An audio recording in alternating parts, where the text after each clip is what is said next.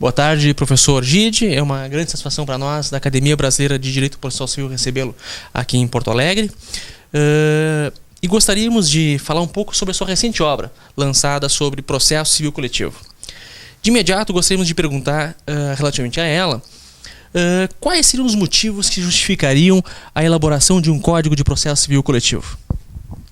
Não, veja, a simples promulgação de um Código de Processo Civil Coletivo já seria um grande avanço para o direito brasileiro. Ainda que nada fosse inovado, ainda que nós simplesmente fôssemos arrumar a casa, acabaríamos com a ideia de uma lei de ação civil pública e um título 3 do Código de Defesa do Consumidor, o que nós chamamos de microsistema do direito processual civil coletivo.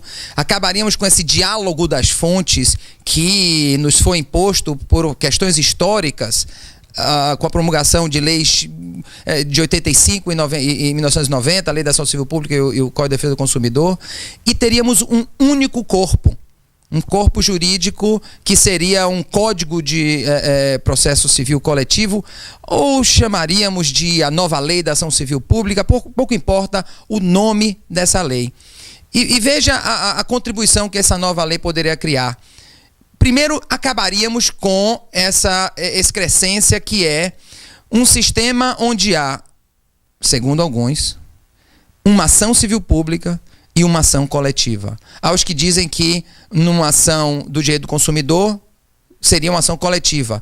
Todas as demais seriam ações civis públicas. Outros dizem que se a ação for proposta pelo Ministério Público, é ação civil pública. Se for proposta por uma associação, é ação coletiva.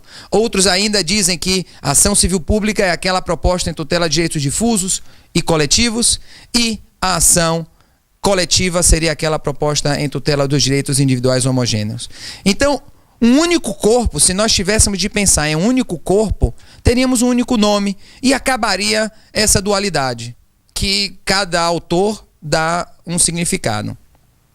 Uma outra questão importante, Walter Ney, seria a diferença meramente histórica, por causalidades históricas, acidentes históricos que há no direito brasileiro entre o procedimento da ação coletiva em tutela de direitos difusos e coletivos e a tutela de direitos individuais homogêneos. Por que a coisa julgada tem nome diferente para cada um delas? Por que em uma se pode, um membro do grupo pode intervir e em outras não pode? Por que em umas há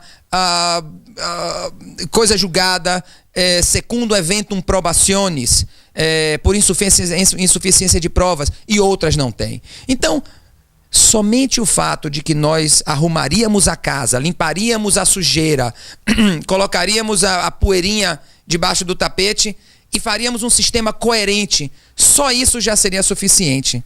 Mas poderíamos ir além. Poderíamos aproveitar esse movimento codificador e, além de arrumar a casa, e criar um sistema processual coletivo inovador, nos utilizando das últimas pesquisas de direito processual civil coletivo, das pesquisas de direito processual civil coletivo comparado, criando um novo paradigma para o processo civil brasileiro. E essa é a minha proposta. Arrumar a casa, sim, mas também ir além, ir muito além e criar um novo paradigma, uma ação coletiva de segunda geração. E eu acho que é o momento para fazer isso e não podemos perder essa oportunidade. Professor Gide, retomando a questão relativa ao lançamento da sua obra aqui no Brasil, rumo a um Código de Processo Civil Coletivo, o senhor poderia nos falar mais um pouco sobre as principais teses e opiniões defendidas nela? Claro, são muitas as inovações que eu tento trazer com esse livro. É um livro com vários capítulos e eu considero que cada um deles possa servir de base para um tema de uma tese de mestrado ou doutorado. Mas eu vou tentar imaginar aqui alguns que me ocorrem, que eu imagine sejam os mais importantes. Um deles seria um objeto amplo do processo. Nós estamos habituados a repetir para os nossos alunos, e nossos alunos são habituados a ruminar que o objeto do processo e, consequentemente, os limites da sentença são delimitados de forma absoluta pelo pedido. O que não foi pedido pelo autor não poderá ser dado pelo juiz. E então ensinamos aquelas velhas frases em latim da sentença que é ultra petita, citra petita e extra petita. Mas se nós formos nos perguntar por que essa regra tão rígida?